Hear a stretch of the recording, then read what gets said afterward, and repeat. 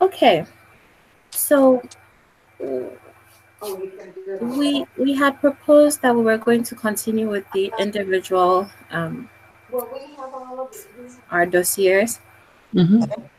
Um, also considering the fact that this is our last call for the year, I'm leaving it up to you. Should we continue with our folders or should we wrap it up?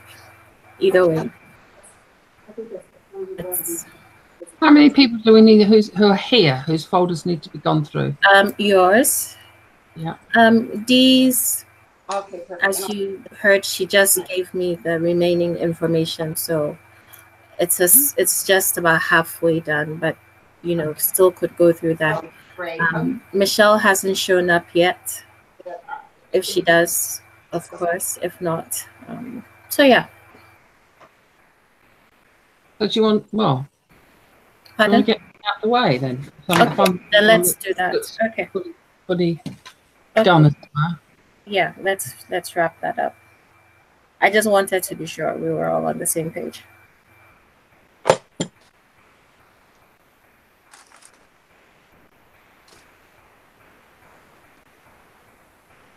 Okay.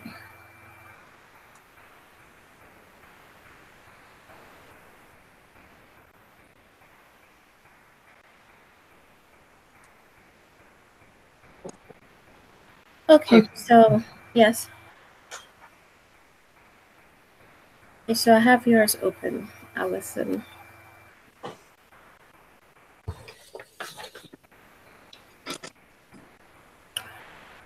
So just as we've done, again, if there's anything, you know, let's not wait till the end before we contribute. If there's something, if we could, you know, contribute as we go along, so that it doesn't become a monologue on my end. Okay. So, all right. Okay, so Allison, do you have yours open? I do. Okay, perfect. All right. Okay, so the first thing, the most profound thing I've heard you say, which you said you struggled to write, but oh my goodness. Imagine being trapped underwater and holding your breath. And at the last moment, you are able to take that life-saving breath. You are alive. That is how making art feels to me. That is everything. It's powerful. It's everything. Yeah. It's everything. So do you have this well, obviously we're now doing this, but after you wrote it, have you put it anywhere else? Okay. No. All no, right. I need to put that somewhere. Yes, yeah. we will figure out the best place to put it because it's everything. Yeah. Yeah. I think probably on my website as my why. Yes, without a doubt. And I've added that I also recall the story you told us about the lady you met at an event who signed up to take your class after she had heard your story. Yeah. Yeah, I thought that was profound. Just, you know, for her to have responded so immediately. Yeah. Yeah. Yeah. Okay. Hi, Michelle. Are you suggesting that needs to be put in as well? Yeah. Yeah. Michelle, you're at home. Pardon? I was telling Michelle she's at home, not at her studio. I am. I'm nursing a bad cold and trying to get my family descends tomorrow. So Charlie Brown tree. Oh no. Yeah, but it's. I'm sorry, I didn't mean to interrupt. No. It's fine. You see, you're all ready for Christmas. So that's good. All right, so 2. What is the story you want to tell with your art? Again, when you see an asterisk, it's just my thoughts. I think you want to tell the story of boundless creativity. especially knowing that your archetype, both your archetype and your wealth dynamics, your first ones are the creator. So to me, that makes a lot of sense. Of you, your story of becoming an artist in spite of the obstacles, which is the story you've shared with us. I think you want to tell an inspiring story, and it's bright and bold and colorful. I feel your art says, I did it and you can do it too. Yeah. Does that resonate with you? Absolutely. Yeah. Okay. Wonderful. Your quest, what have you said repeatedly? What are you looking for? How to make your business work online, how to sell online, how to build your list. And we talked, you brought this up a while ago, how to connect with your ideal audience. Your why in your words. Again, asterisk. I believe your why is I did it. I'm an artist. But your one-liner, which is the one at the top, is still the strongest thing to say. So that's it right there. Your one-liner again. Your mission, asterisk again, to create a successful career doing what you love, which is create art. Yeah. Okay. Okay. What do you want to be your ideal audience? Okay. No, I put something there. Oh, that was your challenges. Okay. Well, so we know who you said your ideal audience is, but after going through all of this, I feel your ideal audience is it's twofold, but I think the first will become the second. People who will be inspired by you, by how you became an artist, by observing how you create. I haven't slept, so my mind isn't. How you create consistently, right? I feel people observing you from a distance will be very inspired by your creativity, your work ethic. You don't stop. So I know you teaching isn't your main focus, but I think we discussed the fact that we all at some point will have to create communities by teaching. And so if I had to observe you as a teacher, I would want you to be the one I go to inspire my creativity and tell me I can do it. Yeah, that's me. Yes. So that's what so I have to type that in there. But so that's for the ideal audience, who would be your community, your followers, possibly your students, but they're the same people who are going to end up buying. That's what I've experienced from a number of art teachers that I've taken classes from. Their students are their biggest buyers. Okay. So that's one category. And then I think you have several other categories. The having your art on luxury ships.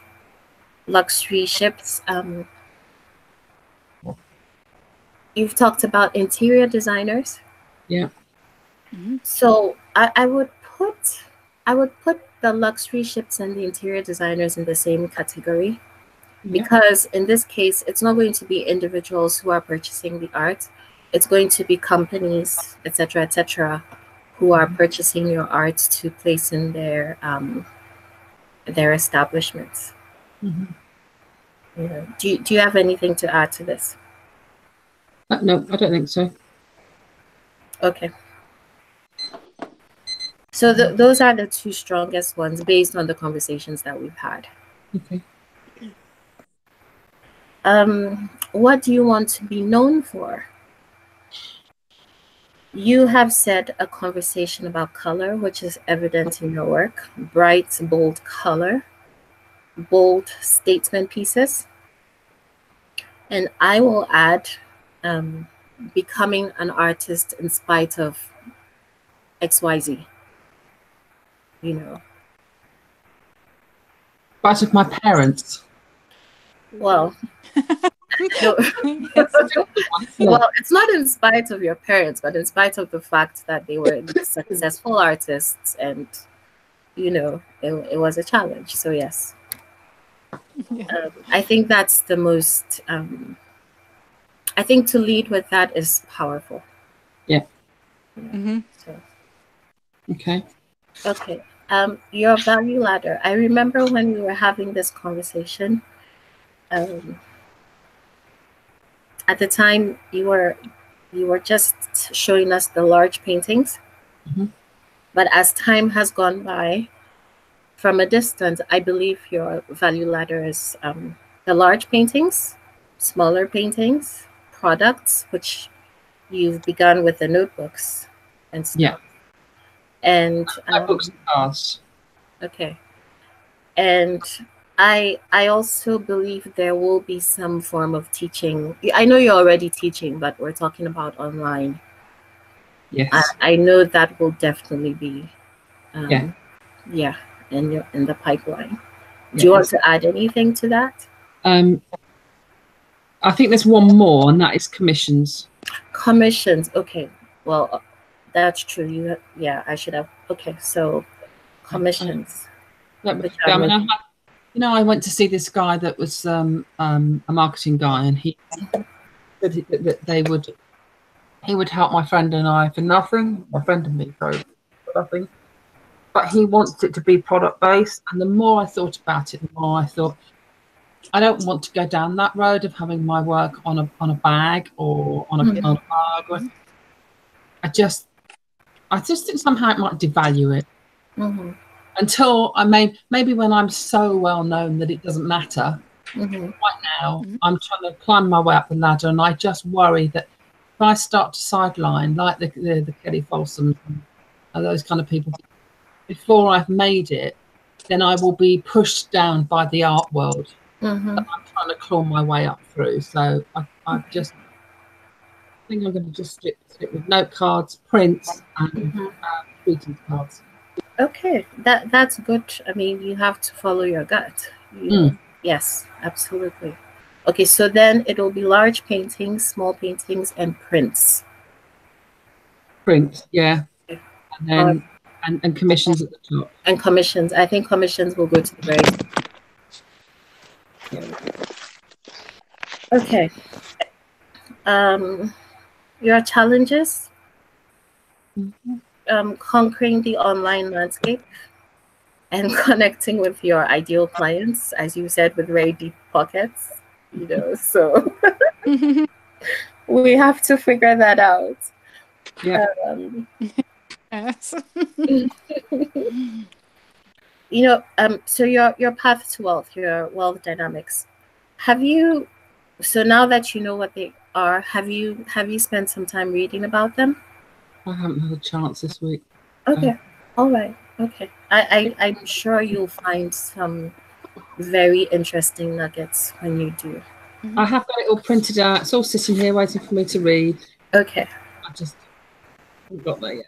Okay, but just as an overview, the creator, personally, I find I'm able to connect more when I look at the star archetype for each wealth dynamic. So with the creator, it's always Richard Branson. Yeah. The boundless creativity. Yeah. And then with the star, I shine light on others. It's always Oprah. All right. And then the mechanic, which I also see in you. I've forgotten who the person for the mechanic is, but I also see the mechanic, very consistent, and so I would spend some time reading them. Yeah. Yeah. It's like Christmas Day reading. Okay. That way I don't have to listen to my parents-in-law. All right. So now your brand archetypes. I think, have you received you did Karis's test, right? Which one's yes. Yeah, hers comes with a little PDF. Have you received that? I believe I think you sent it to me. Yes. Yes, I've sent it to you, haven't I? Okay. Yeah. So that's another something to read. And but the overview, your goal to realize a vision, check. Yeah. Hone artistic skill, Yeah. check. Express yourself and create. Yeah. Your greatest fear, mediocre vision or execution, you just express to that with the possibility of the product. Yeah. Lost inspiration, weakness, perfectionism, bad solutions, prima donna tendencies. I don't know. Me, a prima donna. I don't know about talent, creativity, and imagination. That's evident. Also known as the artist, musician, writer, dreamer, builder, designer. Your voice. I think next year, one of the things we're going to really focus on is the voice. Because that's where we find our strengths in communicating online every day, like our Instagram post, Facebook posts, etc. So your voice, unique, descriptive, visual, metaphor rich. So that's something to just imagine every Instagram post. These are your checkpoints. Is it unique? Is it descriptive? Is it visual and metaphor rich? So that's something we'll dive into some more next year. What your customers feel. Again, this really helps me connect the dots. I want to be able to do what she can. Yeah. I love how, it all comes together. Yeah. Caregiver, that was your second. Your goal to help others. Greatest fear, selfishness and ingratitude. Yeah. Weakness, martyrdom, and being exploited. You expressed these in Rich Litvin's exercise. Yeah. Talent, compassion, generosity. Also known as saint, altruist, parent, helper, supporter, advocate, nurturer. Voice, considerate, thoughtful, kind. Yeah. And actually, kind is the most important word to me. Not anything.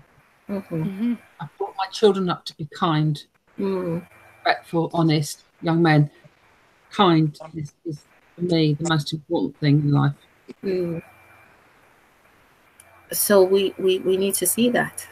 Yeah. I don't know how you express that though. We'll figure that out. That's going to be the next step. We'll figure it out. What customers feel: loved, taken care of, safe. I'm not alone in this. Secure, thankful. So, what we see, like I said, yours is the only one I filled in. I don't know if you want me to read it again. I've read it. You're good. But thank you. Lovely. Thank you, Smile. Does everybody else know what she put? No, I don't. Okay, I'll read it. So what I wrote was, after getting to know you and love you, I feel your lovely, bubbly, I said slightly, it's not slightly, mischievous personality does not show at all in your online interactions. I would love for your audience to know you and love you the way we do. I think it will be magical. And now that I know you have the caregiver gene, I think teaching is in the cards for you.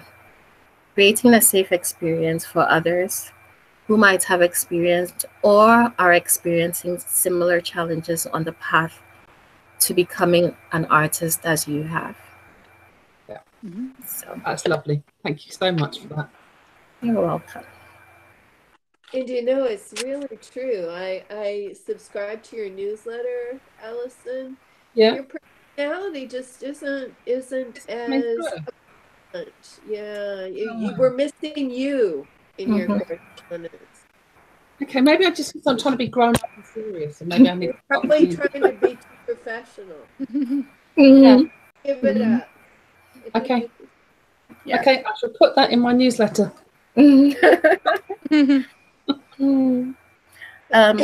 So 14, your ideal opt-in.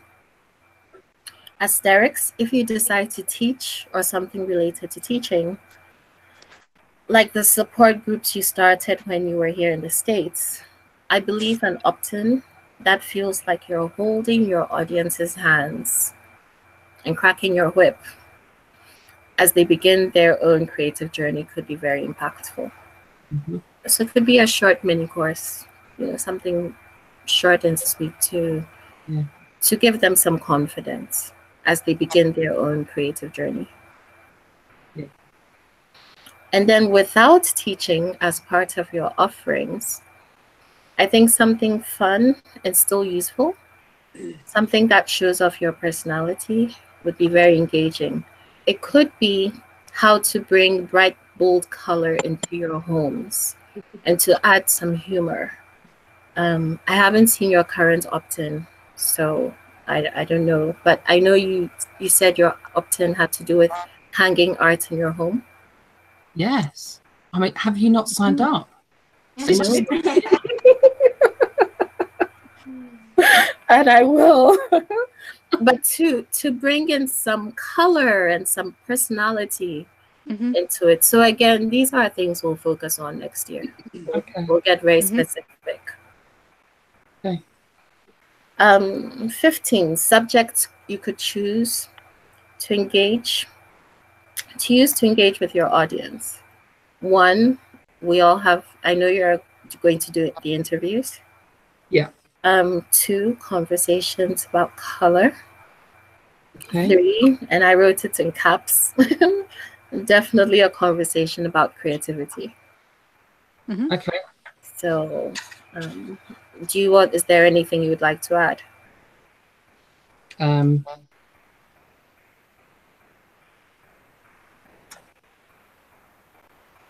I think somehow, like you said, of showing people how not to be frightened of it all, that caring side of it, wanting Yes. help people become engaged. I don't quite know how you bring that down into one sentence.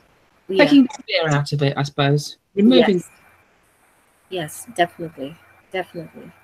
So again, these are, now that we have these things, we're now going to take it piece by piece and focus on each one. Yeah. So basic tech checklist. I know you have a website. I know you have MailChimp. Yeah. You're active on Instagram and Facebook. I know you're looking into Pinterest. Yeah. And so you have all your boxes checked. Yeah. Okay, so from this point on, if you're ready to give some answers, fine. If you're not, but I'll still go ahead. So 17, 3 things you can do to move the needle. Get somebody else to do it for me. I know. Yeah, model number. Okay. And actually, that's not such a silly thing to say. I do feel I've got to that point where I understand roughly what I've got to do, but I really don't want to be bothered with it. I want somebody else to take that on, but I'm not there yet. So I've just got to learn a bit more, find some more time. But one of the things is I signed up I bought that course. Which one? How to grow your email list like a weed. Yeah. Yeah. Have you started? No. Okay. I'm just asking. Okay. So what's the third thing? I'm just going to write this down. Email list like a weed. That is something I must do and will do, and we'll share that with all of us because it will help us all. I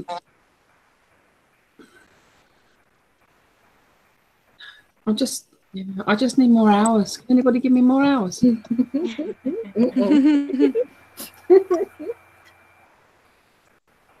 I mean, I'm going to put down there to look for outside help. Okay. But I think I've got to do something. I don't know about a third thing. Sleep less, work more. Don't know. Okay. From this point on, there are going to be some things you're ready with and some things you're going to think about. So, 18. I'm still waiting for all of you to fill in those blanks. What can we all do as individuals? Well, I think you're doing what I need, definitely. Okay. This is amazing, this feedback and support. I don't know, I think I possibly speak to everybody here. Until we know what each other are in terms of our psychological, whatever it is that you call this, brand, whatever we are, until I understand what everybody else's strengths and weaknesses are, I don't know where I can go and say, well, actually, I can help you because I'm good at this, but you can help me by doing that in return. Okay. Not tit for tat, but if somebody has a particular strength, then until I know they've got that, you're not in a position to be able to say what you can do to tap into that. Okay. So I think I need to know what everybody else is first. Okay, so maybe taking your time to read everybody else's folders will help. Okay. What are you committed to in 2019? What do you, not that you need accountability, but if you did? What am I committed to? Year 2 of my degree. Growing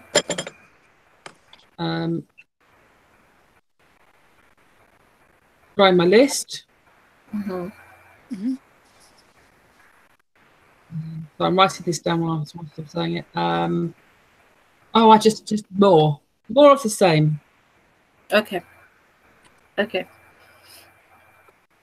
If I had to add something, creating some course community something, but I'm sure we'll figure it.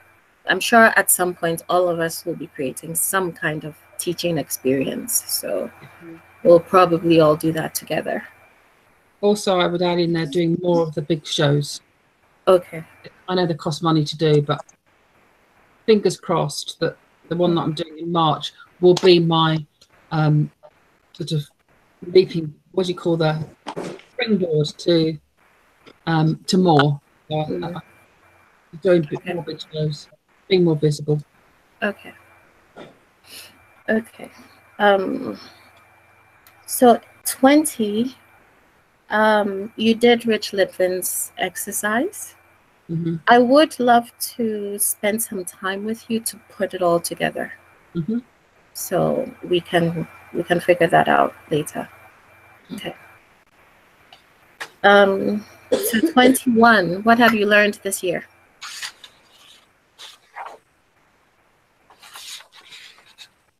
Oh, my next one says, what are your top professional successes? That's what I was saying. You've done Rich Litvin. Oh, okay. Sorry. We just need to put it together. What have I learned? How little I know. Pardon? How little I know. Okay. The older we get, the more we realise how little we know. What have I learned? I've learned loads. I've learned. I don't got time to go into it, but I mean, what I've learned on Instagram, Facebook advertising. My list, my following on Instagram is now up to 1350. So actually making that work for me has been incredible. I've learned, so much. I'll write it down. Okay. All right. Okay. 22. In January, what do you want to run with? Grow my list. My list, of course. So that will be the course. That's that course. My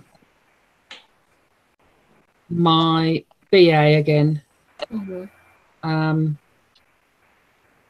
understanding this. I think all this psychology stuff. So yeah. Okay. What would feel like accomplishment next year by this time? What would you like to? What would make you feel amazing? Like say, yes, I did this. To be selling at least one large piece a month. Okay. Yeah, at least. Okay, that's a clear goal. Yeah. Okay, perfect. Final fun question. Imagine 100 years from now, your work is at the Louvre. What would you like to be said about your art?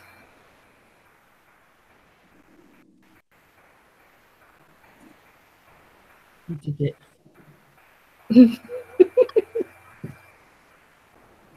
I don't know. I have no idea. Okay, all right. Take your time. I'll be on the lookout. Okay, I'll come back with that. But I will say something that happened the other day, and I shouldn't be doing this, but I'm going to anyway. My son came home and said that 3 girls that he's at university with are Portuguese, and they absolutely love my really large pieces. Could he get them for them? And he said, well, they're huge. And I said, I don't think so, no. But these girls have been on my website and had a look and really like the work. And it occurred to me when I was in the shower this morning, actually, if I do them more pieces, that sort of size, and say, right, you can have these, exactly the same kind of thing as I've done already, but on canvas with the resin. You can have these. You will have to go on to all the social media sites that you're involved with, and you have to tell everybody about me and where I am, and they're yours. Yeah. That's the language they understand. It's easy for them. Yeah.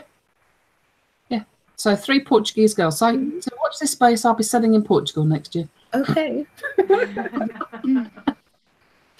Yeah. Okay. Does anyone have anything to contribute to? Alison, before we...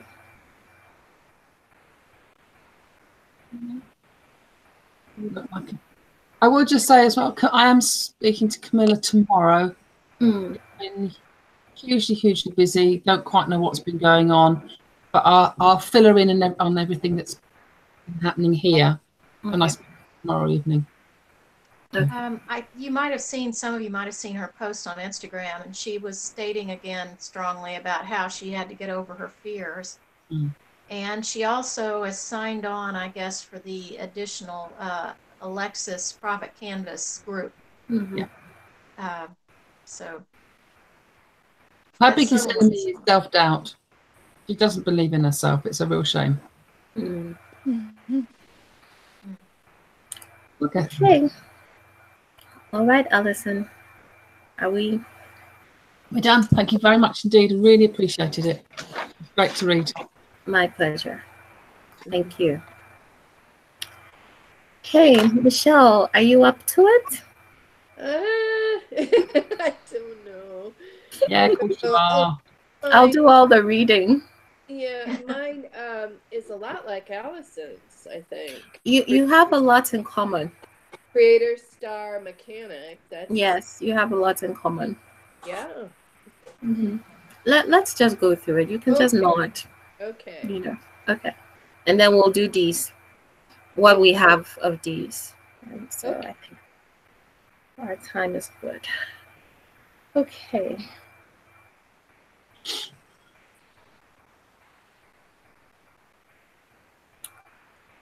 All right. Okay.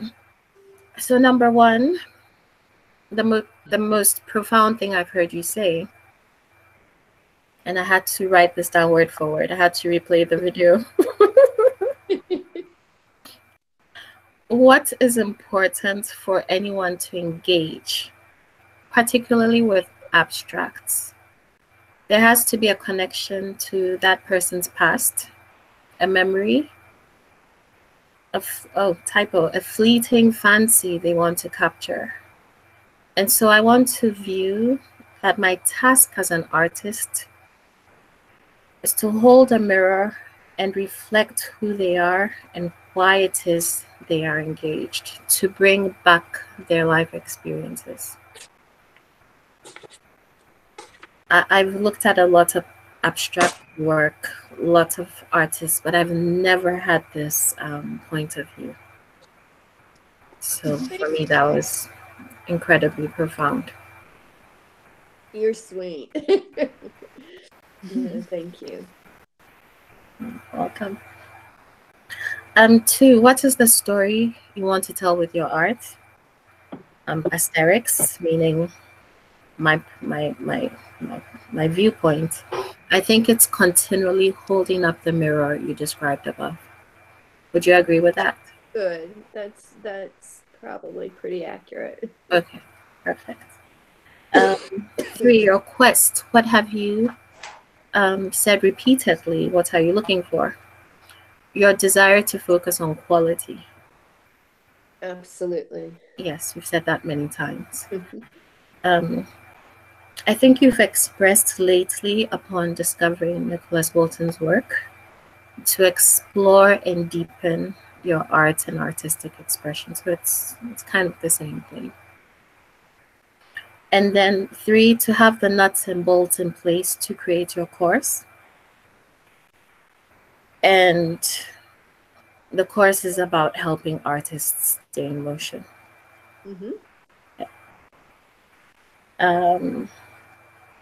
So how to create an online course and teach online, especially the tech stuff.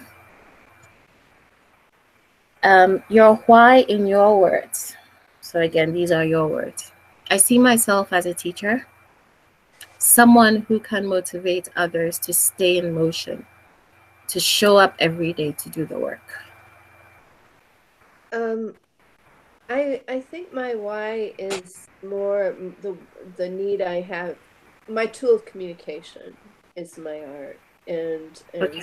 that's how I communicate. It has maybe less. I don't know. I'll have to think about that myself. Sure. So that's actually in your one-liner. Why did you not put that? Okay. I think I don't know why. I don't have your one-liner here, but that's what you said. Okay. Yes. I don't know why it's not here. That's strange. Oh, here it is. I think I missed. Oh, that was the next thing. That was the next thing. As you said, painting is my tool of communication. When I paint, I can express my joy, fear, pain, and love far more effectively than in person. It is my connection to the world. So that's your why. Yes. Yeah. I think what I stated was your why as a teacher. Oh, well, no, and that's accurate. As a teacher. Yeah. So, yes. Why do I make art? Mm-hmm.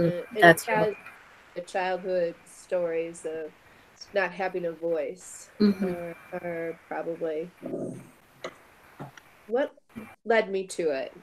Okay. Your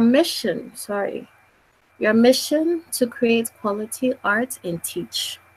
Is that correct? Okay. Your ideal audience. Your students are the ones who need a mentor to keep them in motion, to show up and do the work as the artist they desire to be. So that's for you as a teacher. Yes. For your clients, I couldn't get it. For my clients, you mean people who purchase my work? Yes. That's for holding up a mirror, So it's the same. Okay. It's, yeah, I mean, they're almost separate, aren't they? Clients who purchased work and clients who, yeah. Considering the fact that you've actually taught, you just haven't taught online, but you've taught in person. Am I, pardon me, a flighty person? You know, I said you. No, I said you've been teaching in person, Yeah. Yes. right? What is there an overlap between your students and your clients? Not yet, but I anticipate there will be when I'm teaching at the Art League, because that usually happens. And actually, that isn't true. I have sold work to students of mine. Yeah, I Okay. have. Okay, so there's a slight overlap. Story. Mhm. When the last election, when Gore was running against Bush, and I was just so PO'd. When I was in painting when he conceded, and I thought he was robbed. And I put this made this painting in 3 strips, and I had put rage, and in any event it was black and red and gold, and I had inverted them. I actually put it in strips and inverted them. And one of my students' husband is big in the Republican National Committee. Oh boy. And she really wanted it. The painting had been in a show, and I go into the classrooms, and she said, "Is that painting still for sale?" Because the show had come down. And I said, "Oh yes." And she goes, "Well, I really like it." And she went away, and I thought about it. And the next time I brought it into class, and they asked about it, and I was telling them about it. And then she came in, and I said, "You don't have to buy it." And she goes, "Oh no, I think that's funny. I think that would be a joke." And so they had it hanging above the fireplace, the Republican National Wow. Committee, that Al Gore won. It was That funny. is crazy. Anyway, I don't mean to change the No. That's interesting. Hmm. Okay. Your value ladder and income goals. When we talked about the SMIO, you said that was at the top, your teaching. I think so now. That's changed from Okay. works. It used to be large works, commissions, teaching, Teaching. smaller work. Okay. And Okay. Okay. And are you doing prints? I wasn't sure. I'm not. Okay. But that may change. I saw we have a really fine art house printer right in Alexandria, Virginia, very close to the torpedo factory. And I went into my colleague's studio, and she had beautiful prints. Yeah, I wouldn't be able to decide which of mine to do. That would be my problem. And I certainly would never. I have a problem with selling an original that I haven't told folks that it's my ethical thing. It's not illegal to do it. We still retain the rights to work, but I have a problem with the idea of printing work where I haven't disclosed that I intend to printing. Yes. What am I trying to say? No.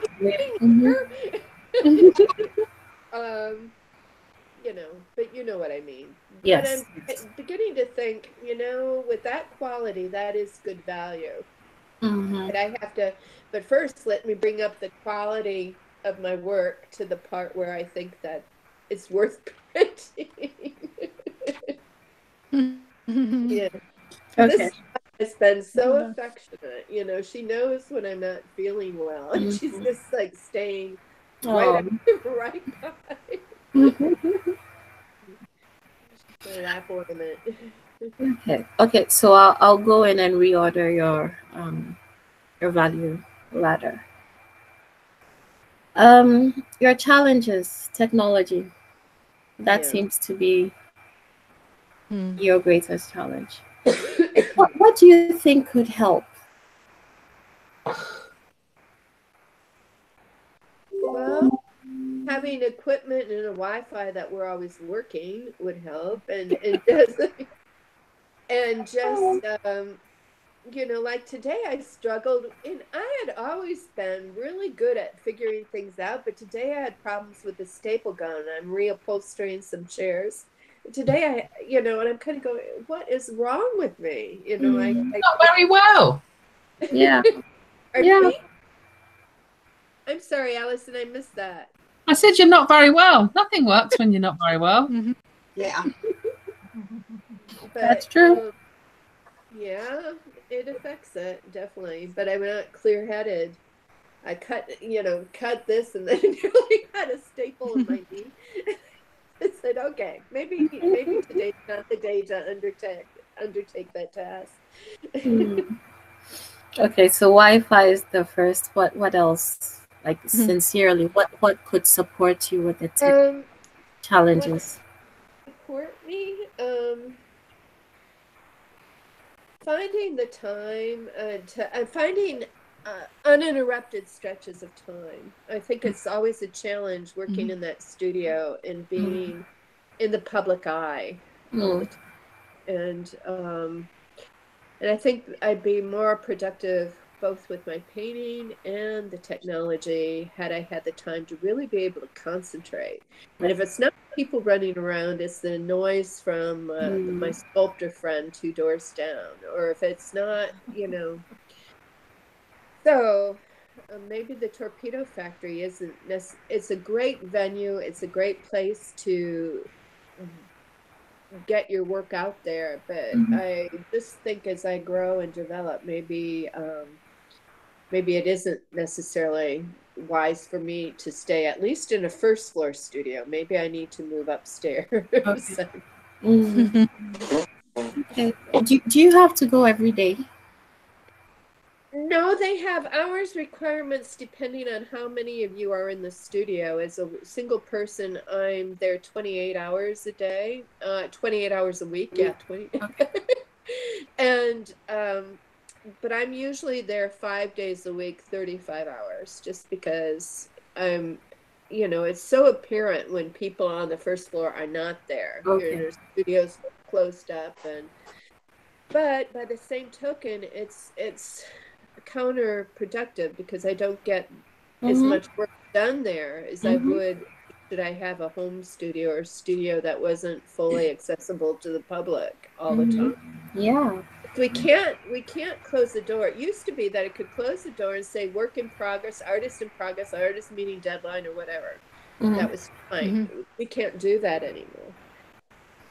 Can't do it. So So could you go 3 times a week and 2 days at home? I think the minimum I can go and still meet my hours is 4 days. 4 days. Because they're open from 10 to 6 p.m. every day and Thursdays until 9. But I need to do something. But I've completely removed doing studio work from my house. So right, what would be,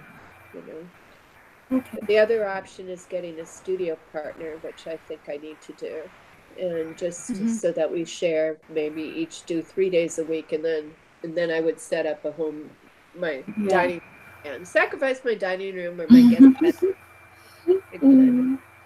Well, since you're yes. Sorry. The payoff is something that the rest of us don't have, is that you have contact with other people. I do. Therefore, are able to play off that. It's wonderful. I mean, the contact with other people. But right now, because of the change in morale there, people are being almost. There used to be a real camaraderie, much like this group, a sharing of information and a real back and forth. But I think people are becoming.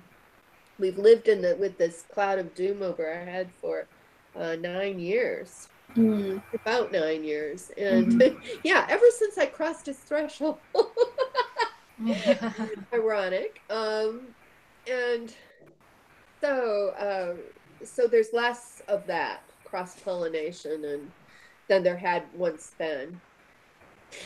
There's more of it going on in different parts of the building, not so much in my quadrant. Okay, well, since you're talking about time and things, there's some things to consider. So because it sounds like it's not tech per se, it's time to tackle the tech. Well, it may be tattoo. Okay. I mean, Allison said she doesn't know what she doesn't know. I'm very much there. I don't know what I don't know. Okay. But, Okay. We'll continue to figure it out. yeah. All right. So your wealth dynamics, just as Allison said, you have the same. It's interesting too. The Yeah. creator is the very first. I make ideas come alive. Star, I shine light on others. And the mechanic, I perfect the system. I see all three so evidently in you. Have you had time to read through? Some of it I read through it when I got it, and it's very, because I showed a friend there at the factory and I go, I don't know about this, and she goes, oh yeah, and she so, sometimes you don't see what others see. Yes. Yes, that's always true. So yes, when you feel better, if you could just read, because the reason why I'm so into it is it's the path of least resistance Yeah, for us as individuals. that's a very good point. Yeah. Yeah. Why butt your head against the wall? Yes. So your archetypes. So the first, the creator, to realize a vision, hone artistic skill, express yourself, create. That is clear as day. Your greatest fear, mediocre vision or execution, lost inspiration. That's clear too. Weakness, perfectionism, bad solutions, I don't know where the prima donna tendency is. I don't know where that came from. No, it's I don't know. I think it's probably just a question of not being frightened to put yourself out there, isn't it? Because lots of people will hide away. I think it's how you put yourself out there that, there are some people, okay, this is, how do you say this, slightly arrogantly put oneself out, but different people call arrogance different things, I never thought of myself as being arrogant, and I had one person reflect back to me that that's how they saw me, and it startled me. wow. And I think that it all depends on what their filters are, how they see you. Somebody's going to call one person a prima donna and not another. It's all the filters they're looking through. That's so true. That's true. I read about something similar, saying, talking about the cultural differences. What is considered princely in one culture would be considered arrogant in another. Yes, that's very true. All right. Talent, creativity, and imagination. That's clear. Coming back to the way we communicate, your voice, and again, this is something I really think we should focus on next year. Unique, descriptive, visual, metaphor rich. So when it comes to when you're ready to communicate on Instagram and more on Facebook, to have these as your I was so excited. I was so fascinated to find out that you were the explorer. Yeah, that's so interesting. So the explorer goal, to experience a better, more authentic, more fulfilling life and freedom. How does that resonate? I think yeah, it does resonate. I don't know that it's manifest, but yeah, I do things. Sometimes I might be rather reckless. I mean, not. I mean, but say this is what I'm going to do. Like I would get, I've whitewater rafted in Alaska and Utah in the mountains. I scuba dive. But love to travel, and I mostly love to travel when I could afford it and do it in a way that is not on my own, not with a group or but so that is lately I've been playing it a little safe, so I think you Okay. know, maybe I'm a little, I'm glad to see it's not quite out of me. But yeah, I just would do things without, you're go doing that alone. Like most of all, that reaction's from my sister-in-law. You're doing that alone. I relate, Michelle, because I've taken some trips on my own that I had people look at me like, you're kidding. You're going to drive across the desert by yourself? I'm like, yeah. I know. They just but that spirit I do feel can really relate to. I mean, that is okay. I would definitely invite you to express more of that. Maybe, I'm sure you express it in your art, but talk about it, because you did say I'm going back to your one-liner, which is your why. You said painting is your tool of communication.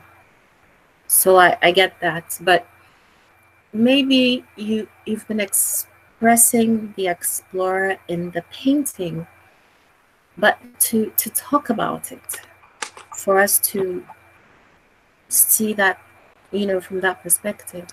I think it would be interesting, and it could probably, I'm just having this visual of someone who's seeking to express their own sense of freedom and being able to see that in your work. But you still have to draw them to it by talking about something. Yeah. So,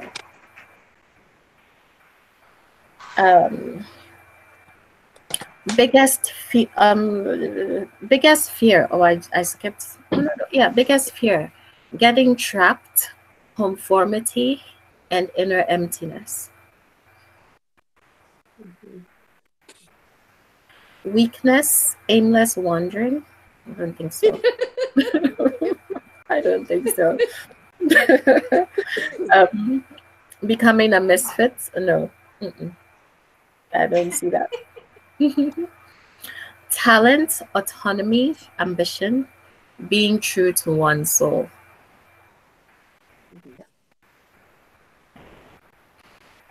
Also known as seeker, wanderer, individualist, pilgrim, trailblazer, pioneer, adventurer. Your voice, open-minded. You just express that with the painting, the GOP versus everything. Resourceful, tolerant. Again. What customers feel: adventurous, cultured. I have no limits. Amazed, alive. I would really look into those things. Thank you. Yeah. Now, the secondary though. It's not the secondary always complements the so the way I see it is you use your creativity to express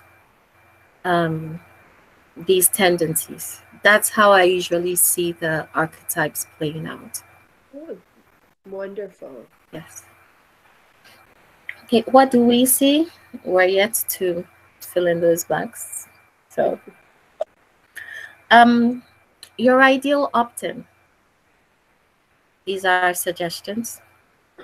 A mini lesson.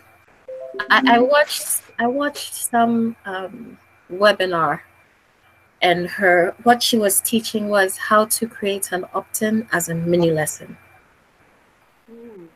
And don't people like to dangle the carrot. Don't do that. Like a bite-sized lesson, but give them everything from beginning to end, so that they have a taste of you, they have an experience of you, and that is what will make them want more. So I thought that was an interesting perspective. That is a good one. It's what Kelly Folsom did, in okay. Yes. Yeah. also had PDFs, but I think she gave it. Mm-hmm. So an illustrated PDF, making the case for staying motivated and showing up consistently to create art. Something fun, interesting.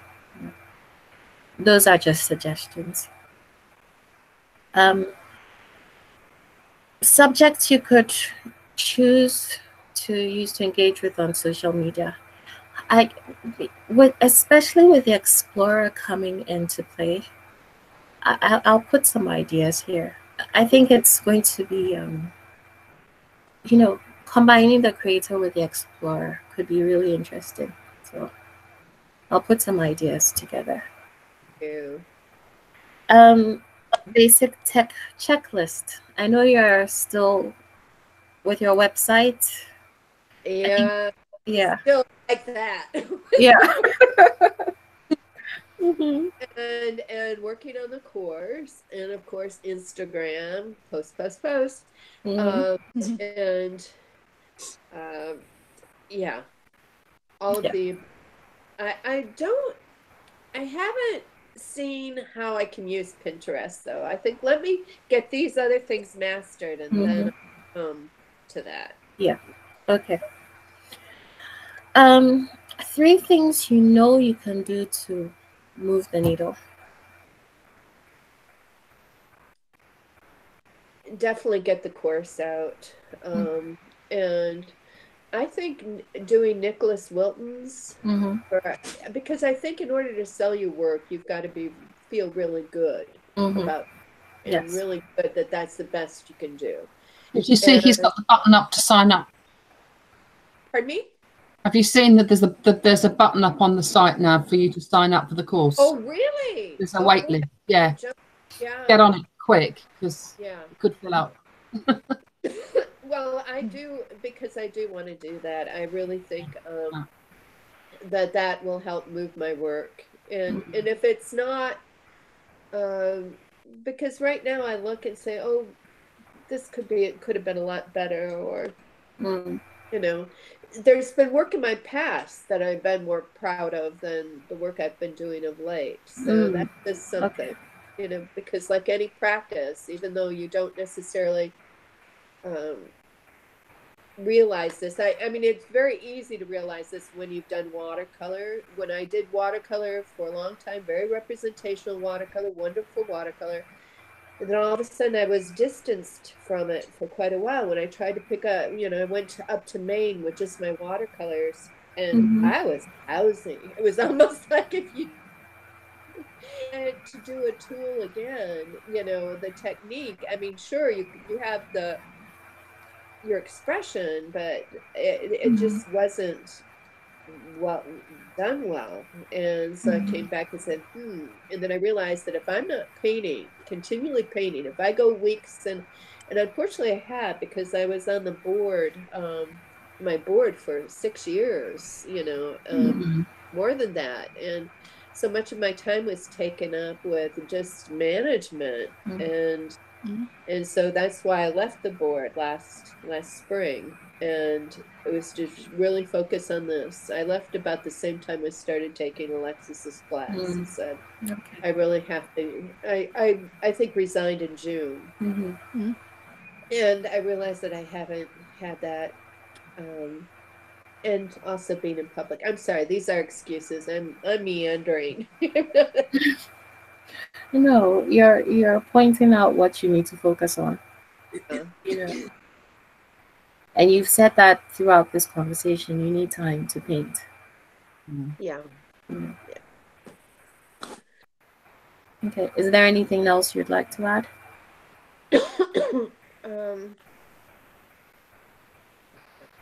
Okay.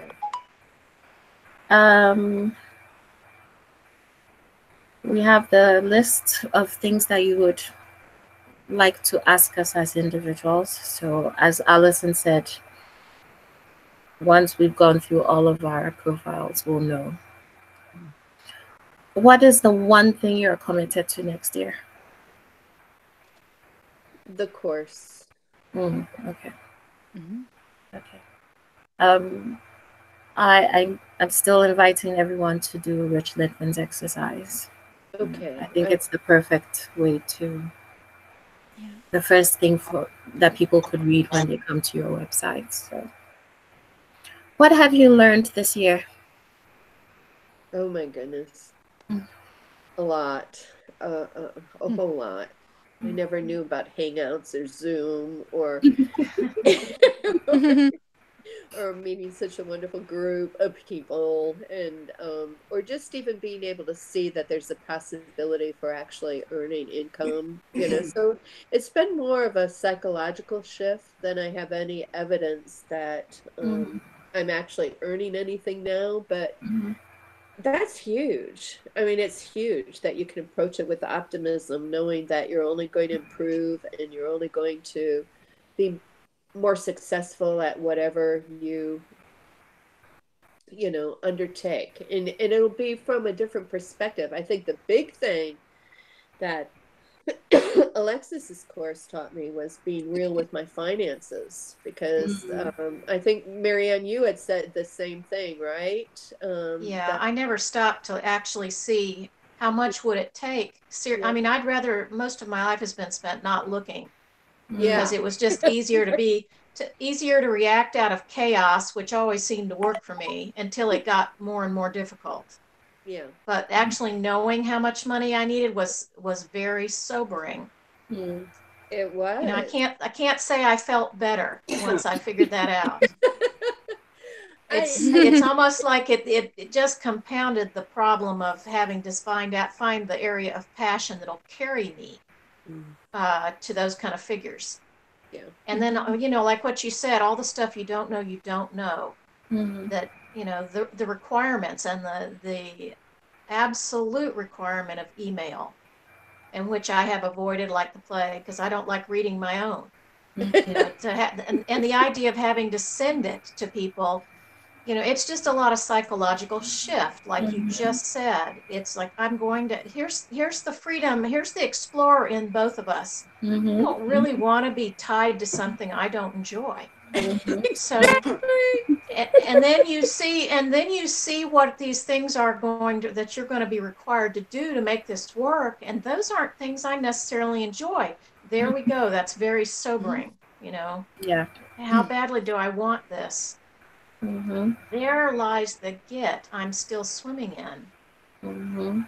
So, yeah. That sounds very familiar, Marianne. But anyway, so that was a great. I've learned so much. Quantifying it right now, I also realize how much more there is to learn, and which is great. You know, I wanted to be a lifetime student. Damn it, I'm going to be a lifetime. Okay, what would feel like accomplishments in 2019?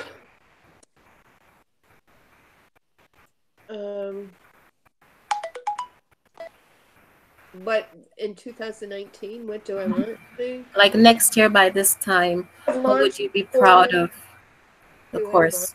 To have gotten my website up and running, to really understand launching pages, and to have earned maybe not six figures, but to earn the high five mid to over the halfway mark in the six. Okay. So income, there's an income goal, there's okay. And to maybe I should quantify everything, to have so many followers, to have so many, you know, posts on Facebook, posts on my Facebook page, to you know, that's what I need to do. Okay. Is to sit down and have something with specific measurable results, but I said to resist that, like that, but that might be good. Okay. If they empower me, you know. Okay. And then the final question. I don't know if you're in the mood, but I'll ask. 100 years from now, your work is in the Louvre. What would you like to be said about your art? Not today. That's fine. Probably will never make the Louvre, even in the maybe the Jeux. No, you know, I don't, you know, that is such a pipe dream that it's hard for, yeah, maybe on a better day. On a better day, yes. Yeah. When you're not well, not, yeah, it's fine. All right. Is there anything anyone else wants to add?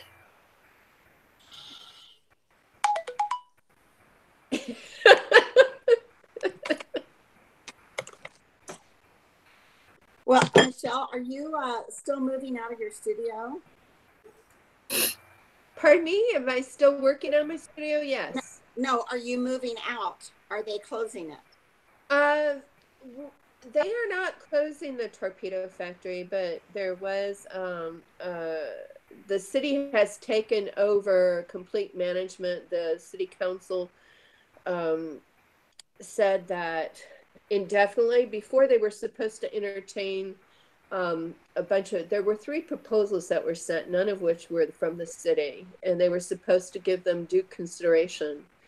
And this was 4 years ago, and they elected to ignore them and say until that the city's taking it over. And what that means, I don't know what that means. It means most likely that the rents will continue to go up, which will then become unaffordable. I almost feel that they want it to fail. And they don't want to say we're closing the factory because they want to fail. They're doing slow, drawn out kill. And because the real estate is so valuable, it's right there on the river, and they've had all these $1 million plus condos going up on the river right now, and so it's in prime territory. And of course the artists are the ones that made that happen 44 years ago. And but now, I mean, this is fine. We've had other, during the history, before I got there, during the history of it, we've had a lot of assaults on it, our longevity, and this has been the most serious, and probably will ultimately be the one that does it in. Yeah, so yeah, it's going to have the limited and high functioning, I mean, high value condos on top. They have a tax base, and they don't have to spend taxpayers' money to run it.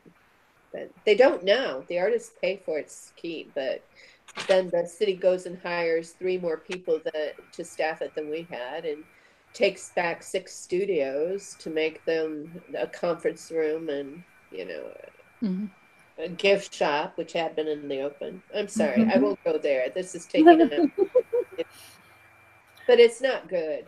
I mean, the beginning, it's not even the beginning of the end. It's the middle of the end of it. That's sad. Yeah. Okay. Are you all okay with us doing D? I know today. Yeah, let's work on D then. Okay, thank you. Okay, so D, I saw your responses, so we'll work with what we have. Okay. Okay. Yeah.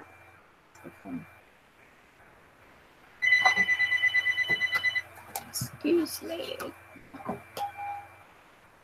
Okay. All right. So D, so one, the most profound thing I've heard you say. You shared a conversation with us. One that you had with your husband, where you said that you were always finding, you were always talking about finding time to paint when it was actually teaching that you wanted to focus on. I thought that was a big shift. That was a big realization for you. Yeah, basically, would you agree? That I realized that yes, I love being in a studio painting, but I don't feel the growth or in my self-worth in my art like I do in teaching. Yeah. So that's what I remembered. Yeah. And then you also shared this experience with us. As I've written, I don't remember, it was was it a bed and breakfast or an inn? Yeah, it was a B&B. A B&B. Okay, yes, and I remember that story too. You know, that was so. I think these were two big moments for you. Right. Would you agree? And they actually happened at the same time, because Oh. it was when I was talking to the writer that I came to the realization, and then went back and told my husband, you know, about it, and said, I realized that this is what it is. So it was at the same time. Yeah, yeah. So I think that was.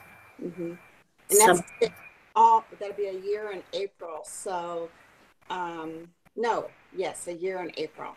And then I signed up for Alexis's class. Right. Oh, also it was before Alexis's class. Okay.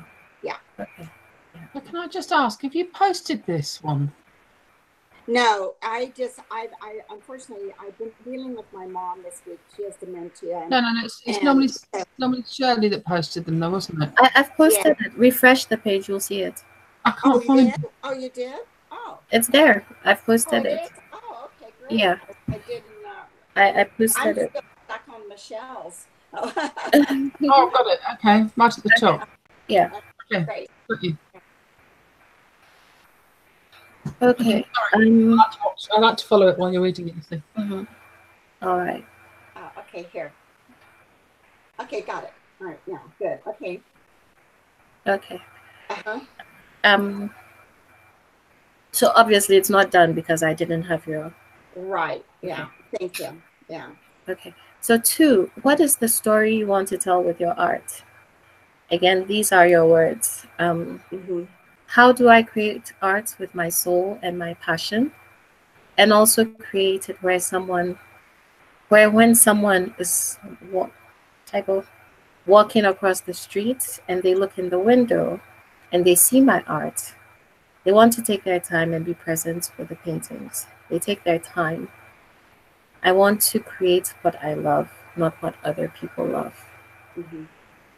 But kind of, it's a little bit off, but basically, I've really been coming to this realization lately, because I've been talking with David Leffell, and also on Sundays he has a 1 hour kind of a Q&A on their Facebook. It's live, and which is just, I mean, and you could, I mean, all of you could watch it, but so it's a Q&A, and he talks about Rembrandt. He talks about going to a museum in Chicago that had a Rembrandt, that the creator of the co-creator of the curator, I'm sorry, of the museum decided that this was not a true Rembrandt, and he went there and showed him why he felt it was a true Rembrandt.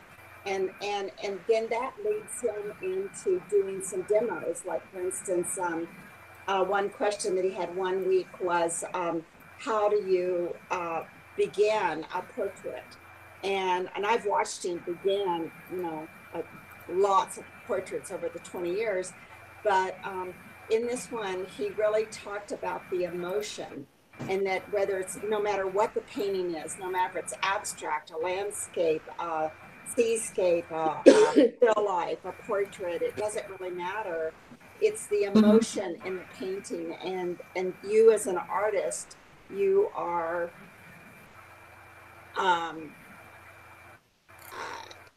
your purpose is to not to show the emotion that you felt in your concept, so that they can, so that the viewers can see it. So I've really expanded on that now, and I wrote a lot of that down. So that's, I will expand on that. Okay, that's beautiful. Okay. 3, and again, this is not complete, but I know. Yeah. I don't blame you. No, thank you. Yeah. Your quest, what have you said repeatedly? What are you looking for? You've talked about wanting to be organized. Yeah, I'm a very organized person, but I feel right now, with everything that I'm trying to accomplish, and and I'm specifically talking about, you know, what we're here for. My art and my and everything. I feel just totally disorganized, Mm. and I don't function well when I do that. So I'm not going forward with them. What will help? What will help? Um, For my husband to have surgery in January, and then I can sit and organize everything. so, so he's having surgery on his back in January the 12th, and so I'm, you know, it's kind of like sometimes I wish I'd be like Michelle and I'd get a cold so that I could just shut down. I could sit there in my bed with my hot tea and organize.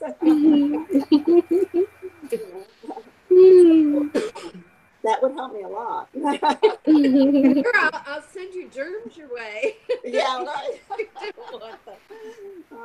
It seems like it seems like every time I want to take all of my stack, I mean, I have stacks and stacks and stacks and stacks of notes, and I want to organize them all, and then, you know, and to have them where I have all of my course ideas, growing my art ideas, finding my ideal client ideas. I want to have all of those put together, and so anyway, that's it's frustration right now.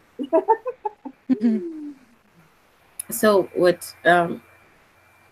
someone help, or is it something you have to do? I know. I think it's something that I have to do to get my direction. You know, I really do. And really, if I had just one whole day, you know, with no interruptions, I feel like I could. I mean, I'm talking about getting it to the point where I have all of my ideas for each thing I want to do together, and then I can take the most important, like the, you know, like Alexis taught us, take the low hanging fruit, which is of course my courses, and then I could really delve into that and just organize and then get that going, and then the other ones would come later. Do you have a filing system? I do. Okay. Yeah, I do. I have notebooks. I actually printed everything out of Alexis, everything she gave us, and so I have it. I just have it by right now. I have it by the as we did the course, you know, in notebooks. I have it as we did it, and I want to take it out and put those things into what is it gonna, you know, what is relevant to what I'm going to do, my course, growing my art, finding my ideal client, you know, I mean, all of those things. That's what I want to do. Okay. Your why. The desire to teach people how to paint powerfully. Paintings which make you pause. Arresting paintings, which the viewer can take the time to be in the presence of. Being the teacher for those who desire to have their art have the same impact. Also teaching them how to paint what they love so that they will love what they paint, and the steps that they take to achieve that. Yeah, and I you know, I keep writing down different whys, but they really kind of come back, Paul, to just what you just put down there. I mean, that's basically my main why. I have a question, or, you know, I mean, I think, couldn't you have a why for like your course, and then a little different why for your ideal client, and a little different why for each segment that you have on your ladder? I think so. I think so too, because I think it would, and I think that would probably help me to even define it more. I do it that way. Yeah, I think so. I think there'll be your story. Right. But then I agree. A why for every I agree with you. Yeah. Right. Yeah, I think so. Yeah. Because this is my teacher why. Yes. Okay. And of course, you know, I'm teaching at the Nevada Museum of Art. And the one goal that I wanted to get was my classes for next year, which I'm scheduled to do 8 classes. Wow. Which I'm real excited about, and that's going to grow my, you know, my course list right there, just, you know, and then and I think it'll also grow my ideal client list. So, you know, I've achieved that already. So I'm happy with that. And I do, but I want to refine that's going to be my one-on-one teaching course, and then I want my online course. So those are two different things right now. Okay. Okay. I added.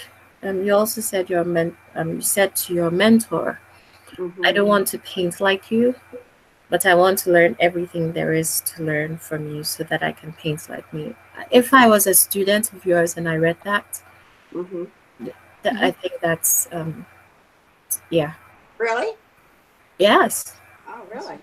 Yeah, I don't want to paint and I want to paint like me, but I would love for somebody to teach me how to paint like me. And that's what I wanted. And he talked about that on, I forgot, I mean, it's been several weeks ago, but he talked about someone asked him about developing their own style. He went into that. And in fact, I need to go listen to it again and really write down exactly what he said, because it was so appropriate that, you know, people are so involved in learning their style. They don't realize that in learning, they're learning the how to do it, and how to paint. And learning how to paint is learning how to see.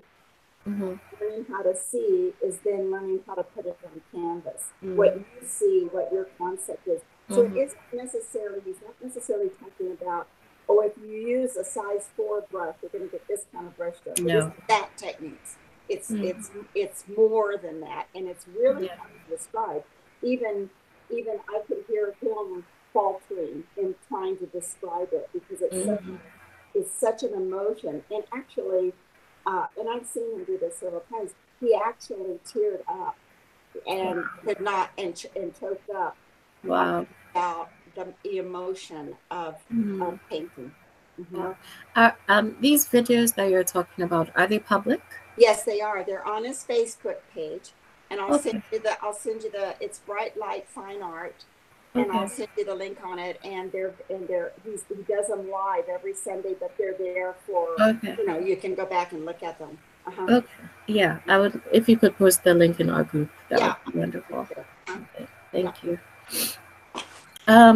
Okay, so your one-liner, but this is what you wrote for the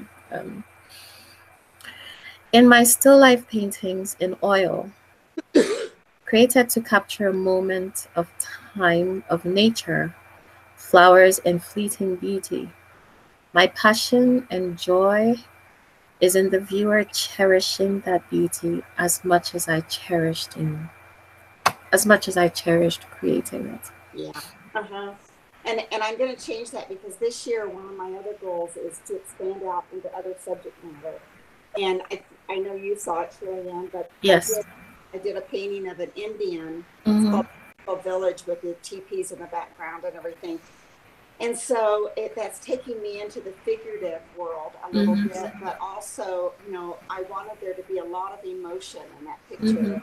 And it got a, you know, I mean, not a big award, but this gold brush painting, which is done by Faso, I mean, they must have 3,000-4,000 entries. Wow.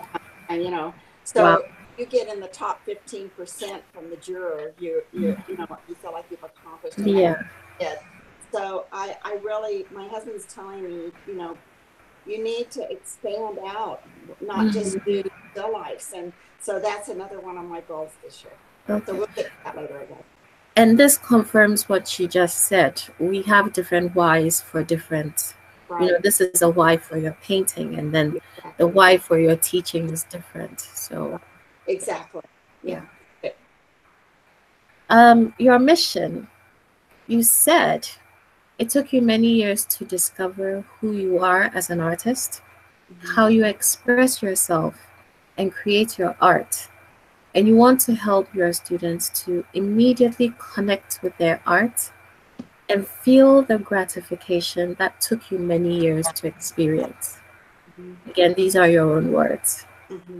And then Allison came in to help you, begin to help you crafting the presentation of this idea. Yeah, and that was a great one, Allison. I wrote that down. So. Yeah, I think that's, again, if I was a student and I read that, I would definitely be inspired.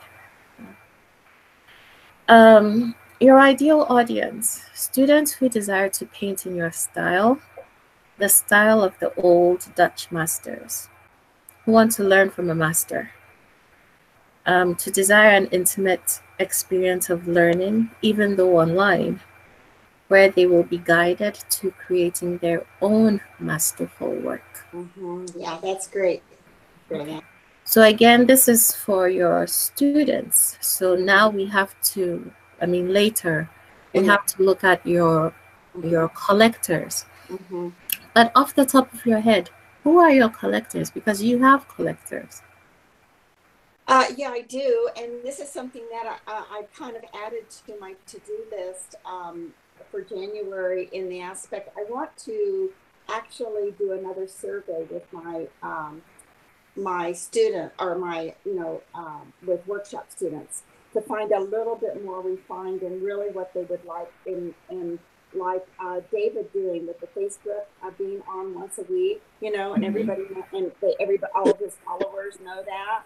And he does this Q&A, that's something that's so personal, and so and I would like to kind of do that and get more connected with them. And I think, and then maybe the ideal collectors kind of maybe doing the same thing. But I have not done a survey for my ideal collectors, and so I need to put that out and actually go through that process with them. Okay. I know that they're, it was interesting because I thought most of them were women. And when I looked through the list of the ones that I have so far, it was kind of 50-50. And most of them are the 60 and older, which is not a good thing, but at all. But also the old Dutch masters is what resonated with them. And that's why I want to take that same style into other avenues. Okay. So your SMIO, value ladder, etc. I don't know if you've changed this, but at the beginning of the course, in our discussions, you did say your SMIO was going to be your course and your mentoring. And then your large paintings, small paintings, giclées, and products. Yeah. Do you still feel the same way? Well, it's not in that order. I mean, I did the calendars, which was a pretty big hit. And and I've done a few giclées, which haven't gone as well as I thought, but I did sell a few, but I want to expound on. And as far as large original paintings, I need to work on that. I'm in a gallery. I'm in a couple of galleries. I don't want to go into any more galleries, but I would like to grow the galleries that I'm in as far as my being more present in their world than I am right now. And as far as the course and mentoring, absolutely. And that will be both one-on-one and online. Okay. But I want to really do the mentoring. Yes, I want to do the course, but I want to have the watch parties, on Facebook and things like that. I want to develop those. Okay. What watch parties? What are you talking about? Well, watch party is where you post a video, and as a group, you can all watch it together. Oh. And I haven't, I'm in the process of learning. I don't really know a lot about it, but I forgot where I heard about it. But anyway, you can do a watch party. You all watch it. And I don't know if you post questions during the time going on, or I'm not really sure, but I want to start doing those. Okay. Okay. So you want to reorder this list? Yeah, because I've kind of done it backwards. Okay. Well, at the time it was just theory, and now you've actually experienced it. So, but and what got me into the Magic Clays and the products basically was, and some small original paintings and large, because I promoted those, was the holiday sales, you know. Okay. So, yeah. Mhm. So really and truly, those are going to go on, because, you know, I haven't even, that didn't even enter, that just entered my brain. You know, we've got those coming up for the first of the year too. So I haven't put any thought into those. So, Okay. you know. I think I started with strengths and opportunities. I don't know what happened. So anyway, it's here. Okay. I don't know. So strengths and opportunities. You have actually taught in person many, many times. Mm-hmm. So you are a seasoned teacher who is simply bringing this experience online. Mm-hmm. You know, Mm-hmm. you have existing relationships and connections, But I want more. but you have a good foundation to build on. Yeah. You know, and then you must position yourself as a master, so that you attract those who desire to work with a master. Mm-hmm. And create your course and experiences of high value as a master. So, Well, I guess I have one accreditation, which the Women Artists of the West, I am a signature master. Master signature, I'm sorry. There's signature status, and then there's master signature status. And I'm master signature status. So that gives me a title. Now I have to live up to that. Okay. And feel it and embrace it, right? Yes. Okay. Yes. Yeah, for your students to say, I'm painting with a master. Yeah. You know?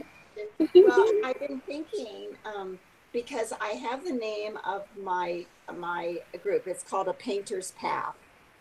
And and I thought about, I started thinking, well, maybe I should have Painter's Path with a master, but I don't want to sound, you know, almighty either. You know what I'm saying? I don't want to make it sound like, You know, I have to jump in because you just showed me your archetype. Your archetype is the girl next door.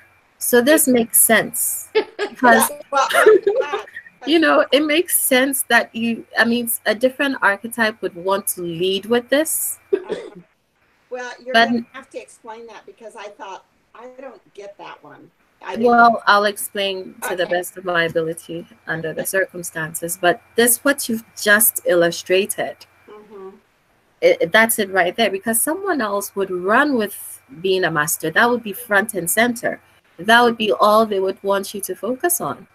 And your discomfort in focusing on that is you displaying your girl next door tendencies. You want to be everybody. You want to be the girl next door. Yeah, you're right. I want to, yeah. So do you see how? I was a cheerleader. Yeah, you're right. Yeah, it's so interesting.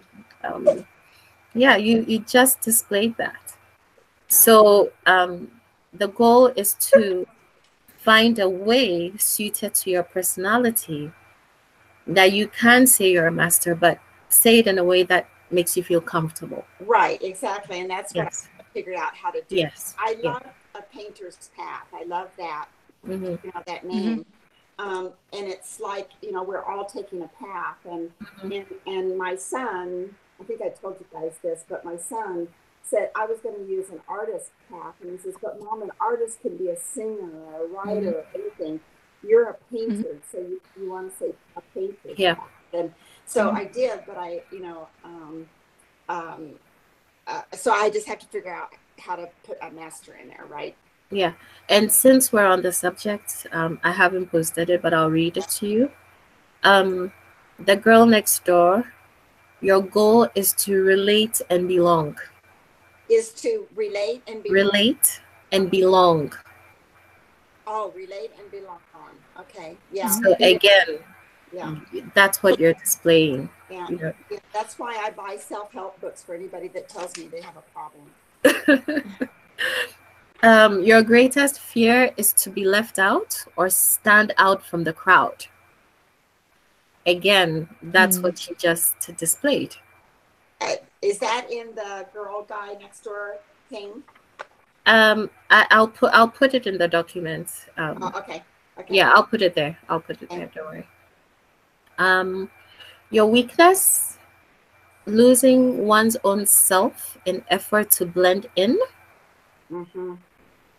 for the sake of superficial relationships. Your talent: realism, empathy, lack of pretense. I would agree with that. Okay, say that again. Realism, empathy, and lack of pretense. Also known as the friend, BFF, the realist, the solid citizen, the good neighbor, the silent majority. Your voice, again, this is something we're going to focus on, is friendly, it's humble, you just displayed that, humble, honest, and practical. Okay. And then what customers feel, they want to feel understood, seen, included. If she can, I can too. Warm and trusting. So I'll put everything in there. Great. So do you see how the dots connect? Yes, I do. Absolutely. Yes. Yeah. Yeah. And I love the one about that. You know, I lose something about I lose my identity by getting into that too, because I find that I found that when I was listening to David this last few weeks, I felt, you know, I need to get back to my foundation of my painting. I feel like I'm getting away from it. I'm not talking about subject matter. I'm talking about that I'm just painting to paint and not painting with the emotion that I should be painting. Okay. So yes, I'll put this in there. But instantly, I mean, I just read it. But instantly, I see the dots connecting. Yeah, you're great. Yeah.